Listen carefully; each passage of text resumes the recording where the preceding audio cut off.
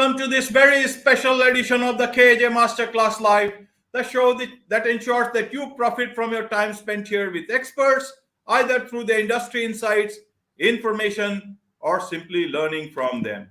And today we have Eksayn Anderson, and he is a speaker, author, and negotiation expert. Welcome to the show, Eksayn. Thank you, AJ. Thanks for having me on the show. Appreciate you. Thank you. Thank you. And also you are a podcast host, the Principles Podcast.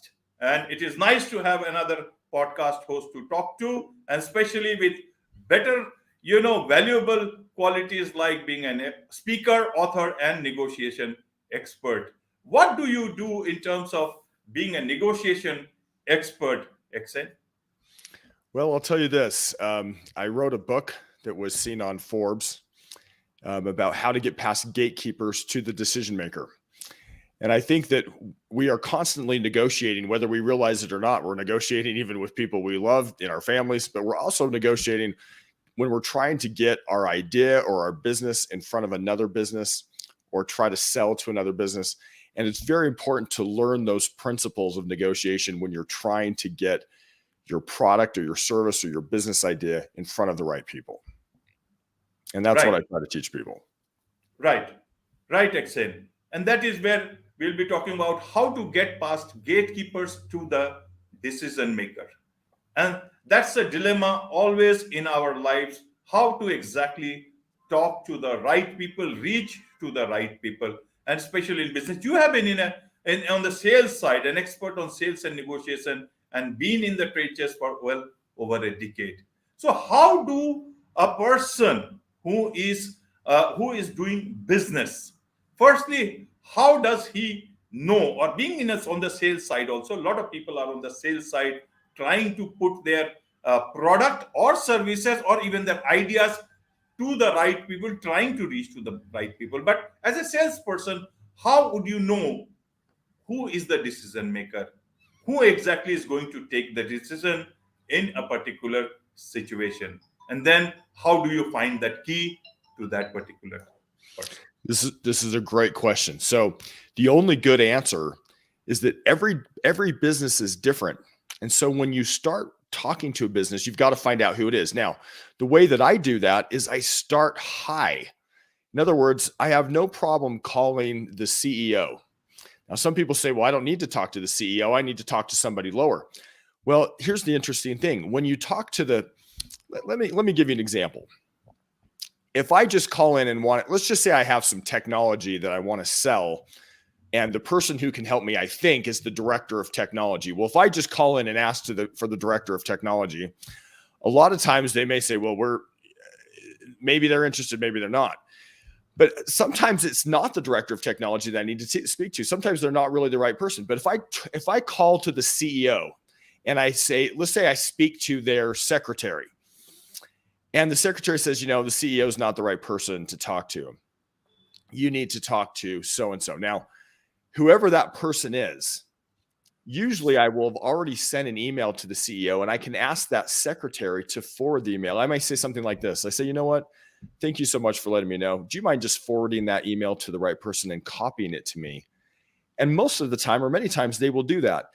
And when they do that, it's so much easier to get into the right person when someone from the CEO's office, whether it's their secretary or their receptionist or their assistant, is forwarding an email copied to me than it is for me just to send an email into the other side. So when you're trying to find out who's in the organization, the first step is to call in. And I always like to start at the top and then listen. Now, here's the next thing. When people start talking, you'll start to ask questions. They'll say, this is the product I have. I just like to know who I need to speak to.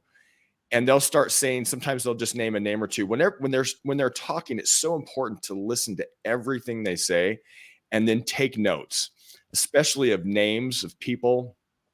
They may mention titles of people. As you're listening, take notes. And because it's oftentimes going to take longer than just one time to get in. You might have to call in and they say, well, you need to speak to so-and-so, or you need to speak to so-and-so. And you're listening to every name they say and you're noting it. Because when they send you to somebody else, they may You may get a voicemail and you may have to call back another day. But as you're doing this, you're making a map of the organization. You're trying to figure out who the real decision maker is, because even though people have titles, oftentimes they're not the decision maker.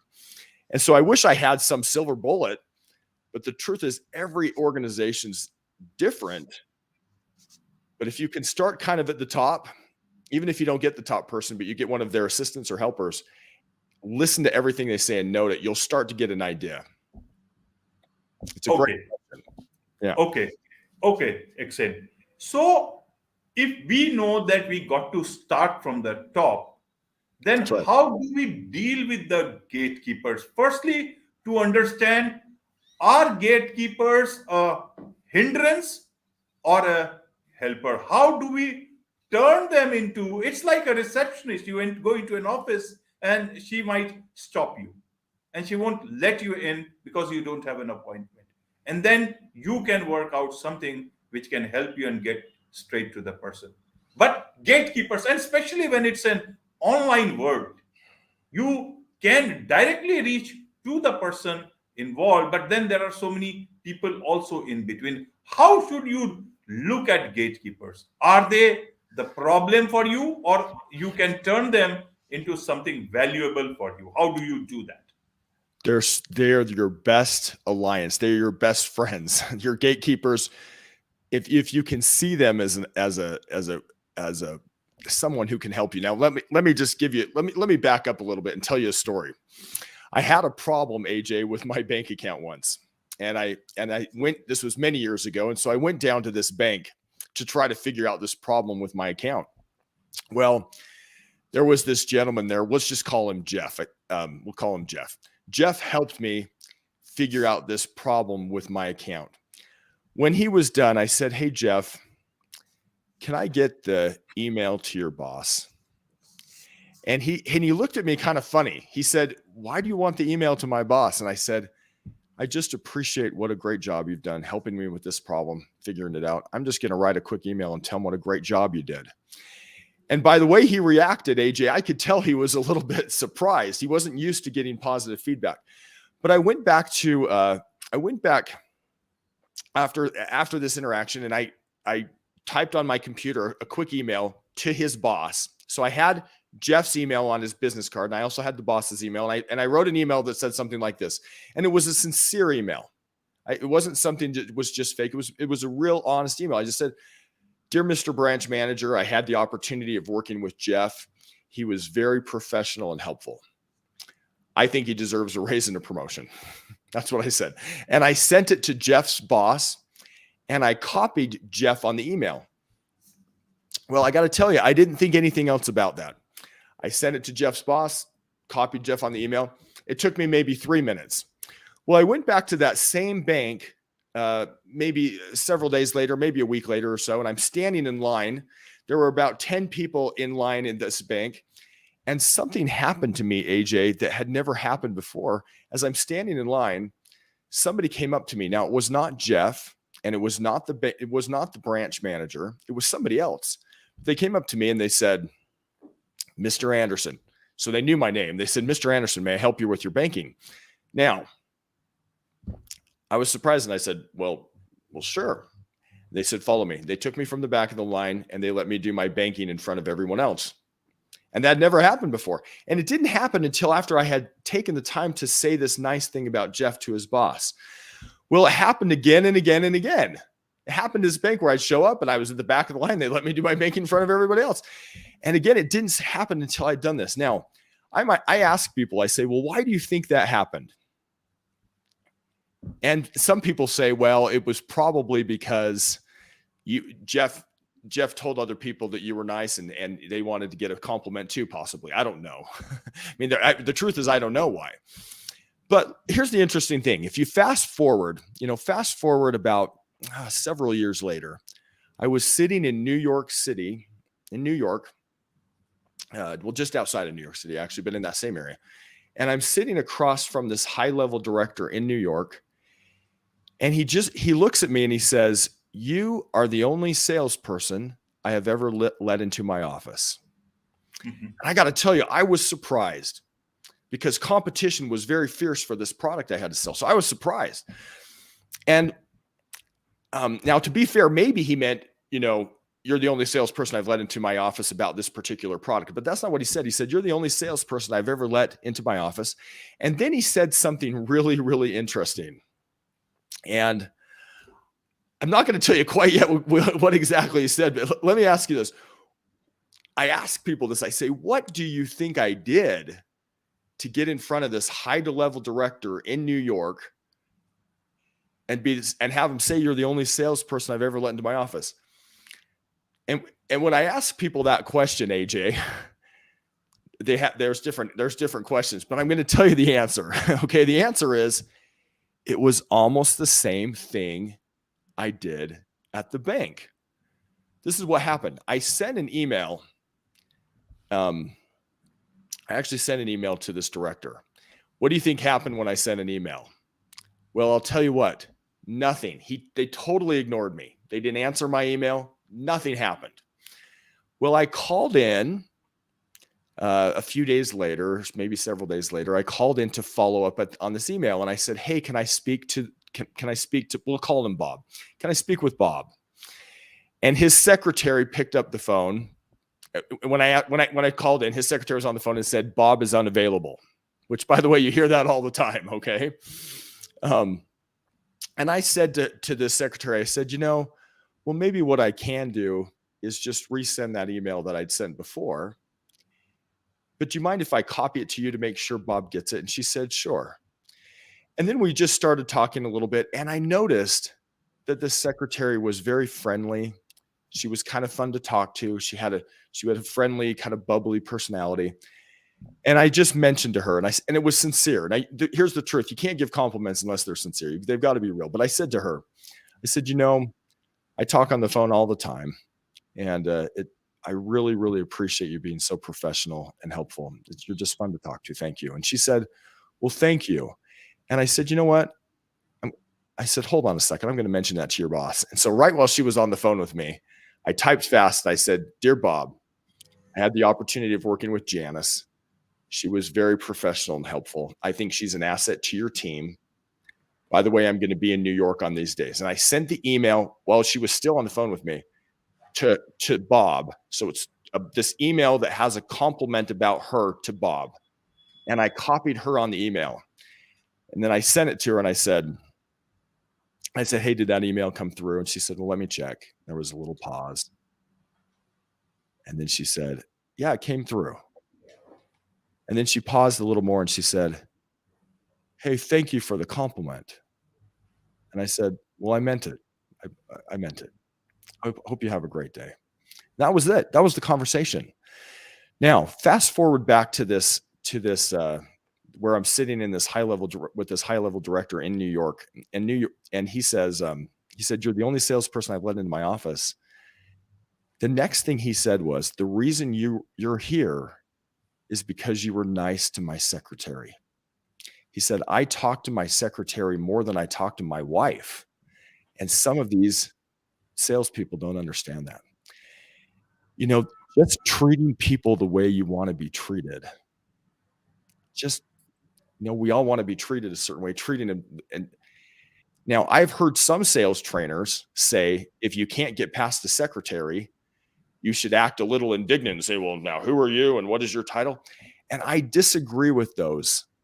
I disagree with those completely. I think you should be treating secretaries, assistants, administrative assistants, executive assistants, whatever that gatekeeper is, treat them like gold and try to do something that's unexpectedly nice, that's sincere. You don't want to be insincere. You want to find something that they're actually doing right, that's sincere. And so this is a good question. I've been able to sell to organizations all throughout the United States. I've sold to small governments in the United States. I've sold to associations and other organizations inside. And one of the things I've found is just treating the secretary, the administrative assistant, like gold. And oftentimes you can do that by complimenting, right? So let's talk about this for again. So let's just say I have an organization I want to sell to. And AJ, these are such good questions. I'll tell you this. I have this organization. I have no idea who I'm going to talk to. I might start with the CEO or the president, whoever it is that's at the top, and I might call in.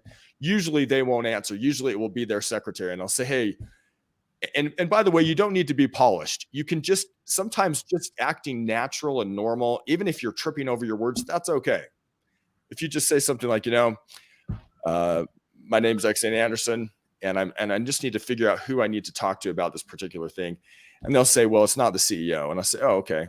And they might say, well, it's Bob in technology, or it's Carrie in human resources, and they're starting to say a few names. Every single thing I'm writing down, I'm writing Bob, technology, Carrie, human resources. I'm writing down everything that she's saying.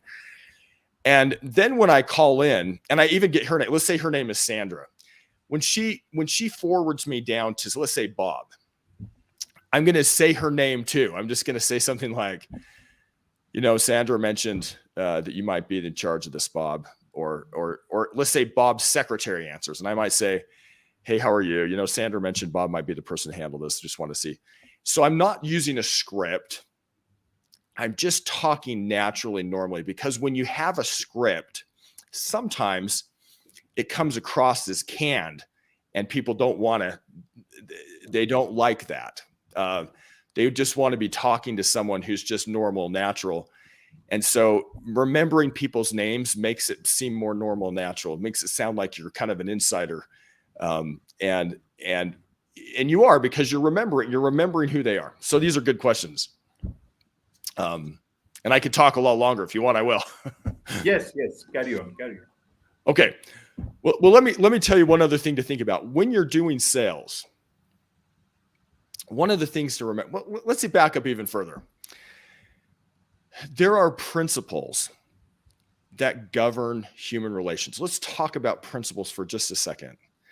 So I'm going to back up and talk about a scientific principle, the scientific principle of gravity. Gravity works here. Gravity is what's keeping me sitting here in my chair. Gravity works where you are, AJ. Gravity works all over the world. I mean, it works in Asia, it works in Africa, it works in Europe and Antarctica, North Pole, South Pole. Gravity's everywhere. In fact, gravity even works in outer space. I mean, it keeps the moon going around the Earth. It keeps the Earth going around the sun. Right. Millions of miles away, there are clusters of galaxies spinning around, held together by gravity. Gravity's everywhere. Now, there's this principle. Gravity's just there. Now, when you come in contact with any principle, you have a couple of options. You can either respect it and align with it, or you can ignore it to your peril. So let me give you an example. Sometimes I'll teach a class and I'll ask people, I'll say, how could you align with gravity to, say, make you money? And let me tell you what some of the participants in different classes have told me. They say things like, well, you could start a skydiving company and you could let people jump out of a plane and the gravity would pull them down, and you could sell skydiving. You could build a hydroelectric dam across the river and it would make electricity. You could start a ski resort. There's places in Colorado and Utah where I live where people will pay a lot of money to go skiing. You could do a bungee jumping. Well, here's the thing. If I respect gravity, I could build a business that would make a lot of money with gravity. But what if I ignore gravity and I'm careless with it? Well, I could fall off a cliff and die, right? So gravity's just there. Gravity could either make me wealthy if I respect it and listen to it, or I could fall off a cliff and die. Well, that's a scientific principle. Gravity doesn't change. The only thing that changes is, did I align with it or did I ignore it? Now, there are principles when you're selling to people that are just as real as gravity. And I'll tell you one of them that we just touched on. I call it the golden rule. There may be other better names for it, but I call it the golden rule, which is you treat people like you want to be treated, which means no matter where they are on the spectrum, you treat them with respect. So some people would say, well, I'm not going to treat a secretary very well because she's not that important. I disagree with that, because that's like ignoring gravity. It's like falling off a cliff, right?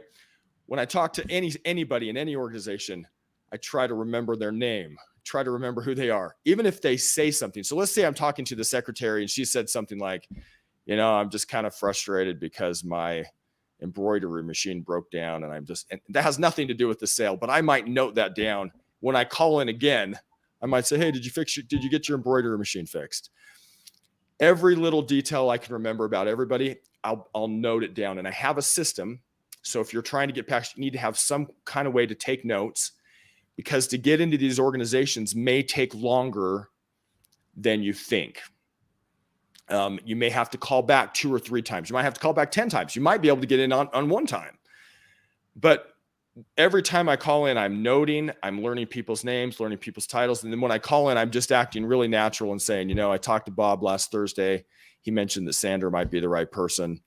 And by the way, did you get your embroidery machine fixed? I mean, and just kind of things where I remember little details, and I'm not sounding like I'm on a script. You don't want to sound like you're on a script. You just want to talk. Hey, it's good to hear.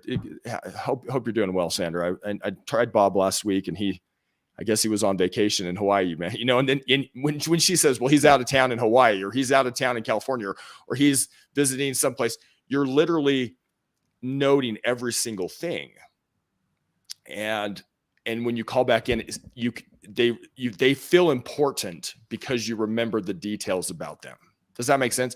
And that's like aligning with the golden rule.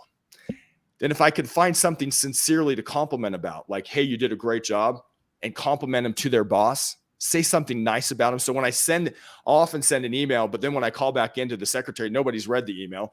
So I can say, I can send it again to the boss, but then put a sincere compliment about the secretary or somebody in the organization, and copy that person on the email so they can see that they're being complimented to. And I've found that that's very effective because, like gravity, it aligns with the golden rule and it doesn't ignore the golden rule. Does that make sense? Yes, it makes a lot of sense. It also makes sense that you have a formal education in psychology, Eksayn. A lot of people, so you understand these things better than others. Maybe you have woven those into while you were doing your sales thing. Maybe you have a better quality of understanding of humans, so you understand their feelings. That's why you are an empathetic speaker. But what about normal human beings who are onto the sales side, or who want to reach to other people, and perhaps do not understand there is too much pressure of breaking through, meeting their targets, making that sale? How they can still be humans, still be, caring about the people that they interact in the process, and still make that success without sounding so salesy? How do you do that? Oh, super good question. Thank you, AJ. Thank you, AJ, for your question. So first of all, I got to tell you, you don't have to have a degree in psychology to be great at sales. You really don't. Psychology, in some ways, sometimes, I went to school for psychology, but sometimes they make things too complicated. In reality, if you can remember to just treat people like you want to be treated and do it in an unexpected way, if you can treat everyone you meet, if the viewers, you, me, everyone, as if they had a sign on their head that said, make me feel important. Now, and do it in a sincere way, not in a, if you're doing it in an insincere way, that's called flattery. People sense it. So if people really are being rude, you don't need to say, hey, you're so polite. It's not true. But if people really are doing something that's good, that even if it's just a little thing, like let me give you an example. A psychologist, we'll talk psychology for a second here. A psychologist would say, oh, I know what you did. You did something called positive reinforcement. Well, let me tell you, for those of you listening, positive reinforcement is a really complicated word, but it's a simple thing. It means when somebody does a behavior that you like, you reward it. So it's almost like, if you can imagine little seeds, like when you're if you're planting seeds in the ground, attention is like water. Behaviors are like seeds. I water the behaviors I want to see grow with attention. And so let me give you a non-business example. Okay. I'm going to give you a non-business, but then we're going to make it business. Okay. So have you ever seen a parent the kid walks in and the parent says, I can't believe you stayed up till 3 o'clock in the morning and you didn't make your bed and you're getting a C- in your school class or whatever it is. That parent may be thinking that they're changing the behavior, but the reality is they're watering the behaviors they don't want to see grow with attention. And the research in psychology actually says that it's more effective to catch people doing something right than to point out what they're doing wrong. So let me give you one more non-business example, and then I'm going to make it business. So my daughter, one time, she got up in the morning, she knocked on my door early in the morning, and she said, Dad, guess what? Surprise. I got ready for school. I made my lunch. I made my bed. I'm ready to go to school. And I had just barely learned about this. And I went to my wife and I said, hey, this is a behavior we like. Let's give it a lot of attention. So I went out there and I said, you know what? Your bed looks great. Thanks for making your bed. I didn't even have to ask. You made your lunch. I didn't even have to ask. And I gave her a lot of attention. And my wife gave her a lot of attention too. Well, guess what happened? She did it again. And we kept giving it attention and she did it again. If you want to shape people's behavior, whether you're trying to sell to a business, whether you're trying to influence your children or anyone, because it's a principle like gravity, catching people doing something right is more effective than trying to punish them or point out what they're doing wrong. And so a psychologist would say, I know what happened at the bank. Jeff did this behavior, which was he helped you fix this problem with your account, and you immediately rewarded him with positive attention from his boss, right? When Janice lets you move the sale forward a little bit by letting you resend the email and copy it to her, you rewarded her with a sincere compliment about her to her boss. And that allowed you to go forward. Well, I think that's true. But if we can be the kind of people who are constantly seeing the good in others, and it will help us in our business. And the best way to practice is when you're not doing work. So let me give an example. My wife and I were at this restaurant.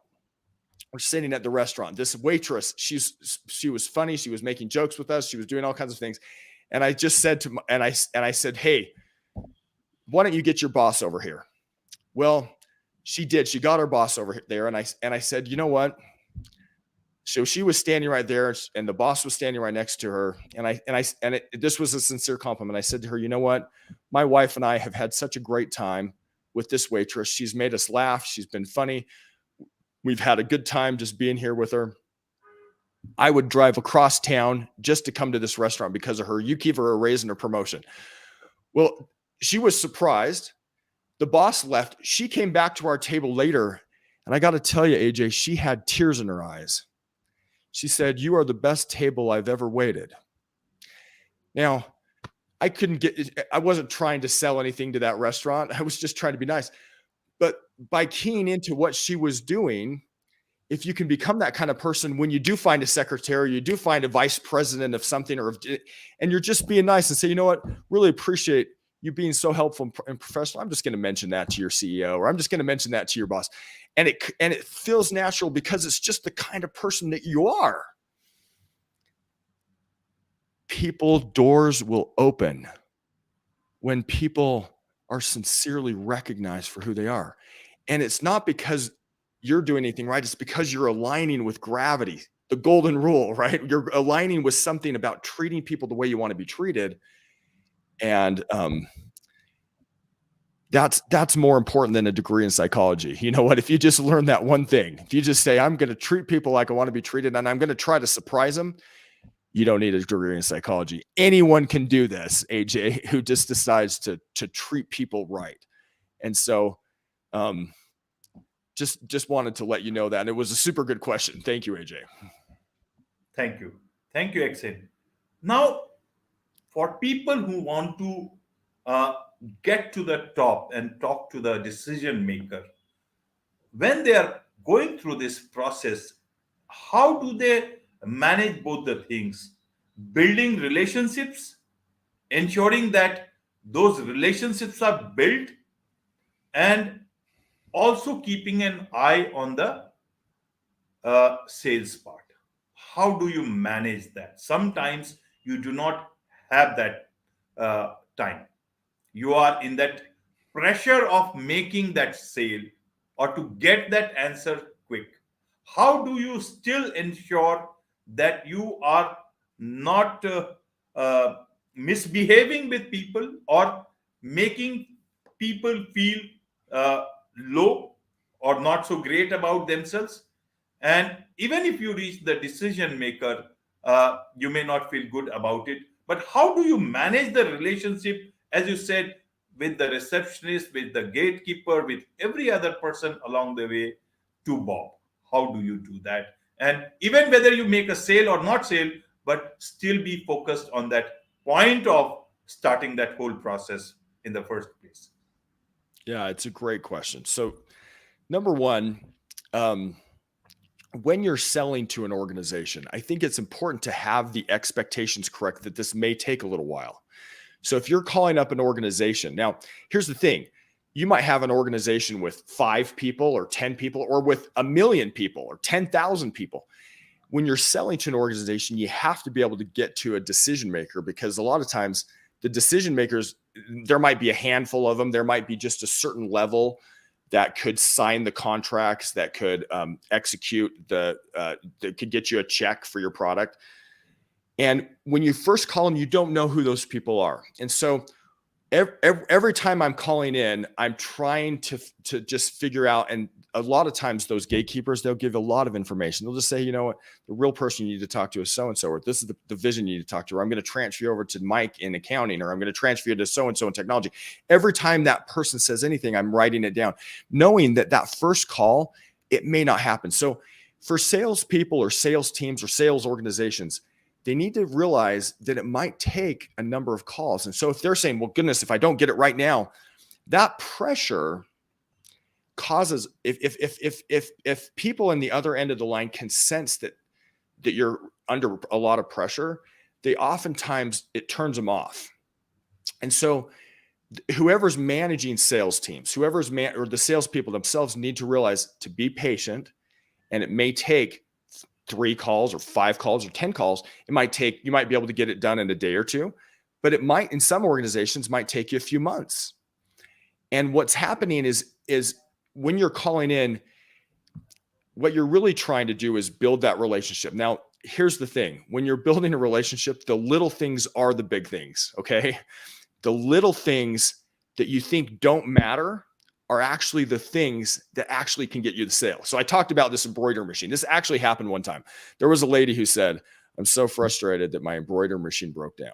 Had nothing to do with the sale. Well, I typed it into I actually use Salesforce. There's a lot of CRMs you can use, but I typed it in and just said, hey, her embroidery machine broke down. And so because I talked to so many people, I didn't want to forget that detail. And when I called in, here's one of the good ways to manage relationship. Use people's names, remember the details about them, and then just talk in a non-scripted, casual way. Kind of like you and I are talking right now. Just kind of, hey, AJ, thanks for having me on the show. I don't have a script. There's nothing I'm reading. I'm just talking to you. And when people can sense that you're not reading a script, when they can sense that you're just being normal and natural, your chances of getting into that organization go way up. Okay. Now, but then I'm noting details. So if she said, I'm sorry, I didn't get your message. I was out because I was sick last week. I'm going to note that, because when I call back in the next time, because I realize this might take a while, I'm being patient. When I call in the next time, I might just like, hey, how are you feeling? I know you were sick last week. And she's now realizing, wait, this guy really knows who I am. I'm not just some voice on the other end of the line. To him, I'm a real person. He's treating me like I'm important. He remembered the detail that I was sick. Remembering the little details that don't have anything to do with the sale, when you call back in, help you inch the sale along. And the way you do that is you remember the details about the secretary. You remember the details about whoever it is you talk to. And you remember their names, and you're writing them down. You're putting them in your CRM or Salesforce or whatever you have. And then when you call in, you just sound normal and natural, because you can say, hey, last Thursday I spoke with Bob, and he said Sandra was the one that we needed to talk to. But Sandra, I guess she was sick last week. Sorry to hear that. And do you see how I'm not scripted? I'm just talking like a normal person. That normal person approach helps way more than a script. And so there's no, the principle behind this, AJ, is treat people the way you want to be treated. And you're still keep that goal. So you asked a super good question. How do you keep it? Of course, my goal behind this is still to say I need to get to the right person. And once I find that person, to get an actionable appointment with them and then have a chance to present. But I'm telling you, if you don't treat the secretary right, the secretary who a lot of people look down on, they say, well, she's just the secretary, or she's just the assistant. I got to tell you, you would be surprised how many organizations in the United States, the secretary is the mom of the CEO. You would be surprised how many times the janitor is a close friend of someone who's high up. Treating everyone in the organization, remembering their names, because they're the ones who open the doors for you. When you treat everyone with respect, regardless of their title, regardless of whether you think they're high or low in the organization, that helps open the doors more than people realize. And so some people say, well, I'm going to treat somebody who's important with a lot of respect and somebody who's not important with less respect. But in an organization, you treat everybody like gold. Watch the doors open. And then, of course, you still have that idea that I'm going to go in. But you need to have it. If you say, I'm just going to make one call, and if I don't get in, then I can't get in. You've got to realize it's a patience process. And I'm trying to build relationships with everybody I know. I'm trying to remember everybody's name. I'm noting everybody's name. And eventually, if you do that, your chances of getting into a big organization and selling to a big organization go way up. So great question. I hope I answered it. Of course. And in fact, so let's get to the key to the gate and try to understand who actually holds the key to the gate. You have answered so many questions up till now, Eksayn, and a lot of things can be considered as keys to the gate, but we'll understand more through your book, The Key to the Gate. What exactly is this book about, which has been featured in Forbes, television, and other respected venues? Tell us about this book. How can people make the best use of this book? Well, the principles in the book are kind of some of the things we've just talked about. They go into more depth in the book, so thanks for asking.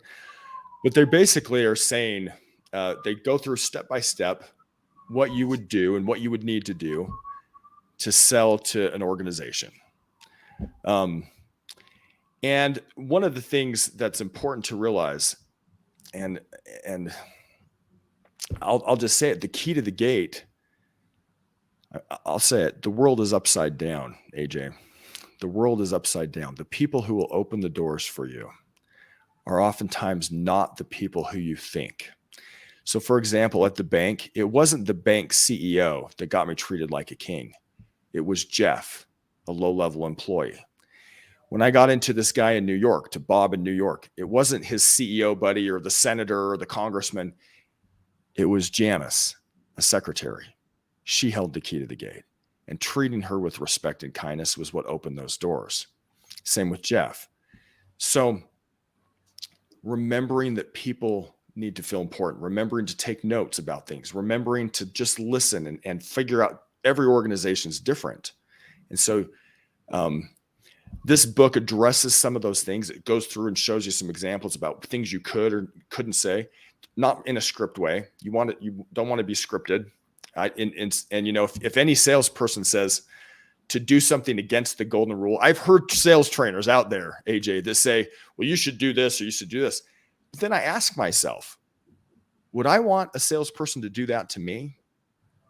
Like, let me give you an example. I've heard some salespeople say, well, you should, I've heard some, let me say this again. I've heard some sales trainers say, well, you should keep asking and asking and asking until they tell you no 5 times. I disagree with that. I don't think you have to be pushy. I don't think you have to be manipulative. I don't think you have to be dishonest. You want to treat people the way you want to be treated. And the best sales guys, I'm talking the best ones, the ones that make a ton of money, they're not pushy. They're not manipulative. They're not dishonest. They're just good guys who are just trying to help, but they care about you and people sense it. And those are the kind of people who do really, really well. I hope that the book benefits people. And if anyone is interested, I am happy to do a training anywhere in India if they want to talk about their specific situation. But those principles work everywhere, whether you're in the United States, whether you're in Europe, whether you're in India, whether you're in Australia. Treating people like you want to be treated and making people feel important. And then even people who are less important aren't, because they're the ones who are going to help. Just treat everyone like gold, like you'd want to be treated. And it's not rocket science. You don't need a degree in psychology, and you still remember it. Right. Treat people like gold. And what about your podcast? Means the principal podcast. What do you do in that? Is it the same about gatekeepers, or what exactly? How do people get through to your podcast to listen more from you, directly from you? Well, the Principal podcast discusses these kinds of principles. So we've talked about the golden rule. We've talked about certain things. The Principal podcast is more geared towards helping any kind of relationship, but the Principal podcast could also be geared, whether it's helping a marriage, whether it's helping a troubled teen, whether it's helping children, or whether it's helping business. The thing is, if I want to influence my family, if I want to influence my daughter or my sons or my wife, they're the exact same principles as if I'm trying to influence and get into an organization. The Principal podcast addresses that. It's more geared towards families and marriages, but I'm saying it's the same principle. If I want to, like with my daughter, we talked about this before when she came and knocked on my door. Let's back up for a second. Less effective would be to wait till she sleeps in, doesn't make her bed, doesn't make her lunch, and then I could storm into her room and say, how many times have I had to tell you to wake up and get on time, and you're not doing anything that I say? Well, is that following the golden rule, which is treating people like they want to be treated? No. People want to be caught doing something right. So when I wait until she does something right, and when she does something right, I give her a lot of attention, say, wow, thank you so much. Your bed looks great. That's more effective. It's the same principle that will get you into a CEO. It's the same principle that will help a troubled teen. It's the principles. There's only one set of gravity. And principles, if you can learn the principles that govern human relations, you can change almost anything by aligning with it. Now, you can do everything right and people can still tell you no, but I'm going to tell you this. If you align with real principles, the chances of getting a yes out of a no situation go way, way up. So if people want to reach me, the Principal podcast, my name is Eksayn. It's Eksayn. It's really wild. It's spelled kind of, it's a different name. Most people have never heard the name before, but you can find me on there. So great question. Thank you, AJ, for asking. Thank you. Now, but before that, how do people connect with you? How do they reach out to you if they want to, get your help, engage with you professionally? Well, I have two websites. I have one that's called X Factor Edge, which is xfactoredge.com. So xfactoredge.com. That's more of the sales training. That's more of the business side. If someone wanted to arrange a training, and anyone who's listening to this podcast, be happy to do that either virtually, even I can do a live, those things. I also have another podcast, which is another site called justmyfirstname.com. It's eksayn.com, EKSAYN.com. Anyone could reach out to me there if they wanted to get a hold of me. I'd be happy to try to, reach out and we could discuss any option that you'd like. Right, Eksayn. Now, my last question to you, Eksayn, is that finally you have got the key to the gate. You have crossed to that other side, and you are into a big room, and there is nobody there. You are with yourself. But the only thing that remains with you is the product, your idea, your service, the relationship that you have built through. Either it's in personal life or is it professional life. When you are all alone in this present world, as you say, the world is upside down. when everybody is trying to sell through you, and because you need a job, you need to be employed, you need to bring bread to the table, food to the table. Sometimes it's very difficult to know about the product, about the service, about the idea. Many people sell to hospitals, they sell to children, they sell you don't know what. Even ideas that can be not very good today, but tomorrow it will be very dangerous to the very children that you say you negotiate with them for a betterment of their future.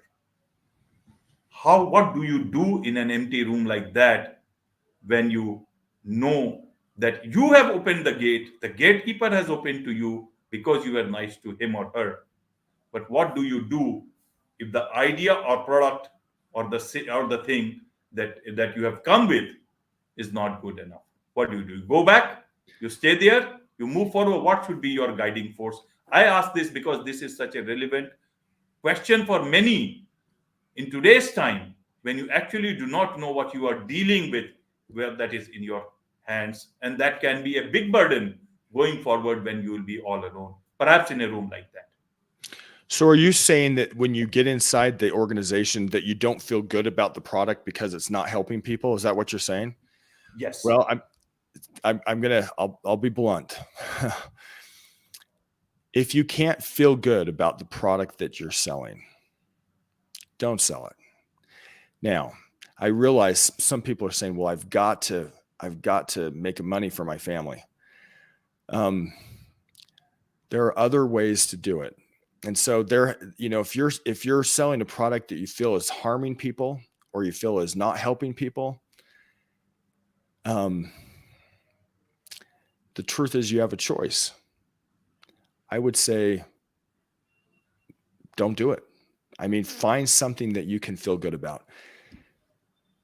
We don't want to be using our talents to be bringing more harm to the world. We want to be using our talents to be making life better for others. And so I would hope that whoever's hearing this would have trust enough and faith enough to say, okay, I'm going to, even if I don't feel good, like I'm really helping people, I need to find something that I can feel good about, because that integrity piece. I mean, it's like this. If you align with gravity, you can build something that would make you rich. You could also fall off a cliff. Gravity doesn't change. If you align with the golden rule, which is I'm going to do the right thing and treat others like I want to be treated in everything,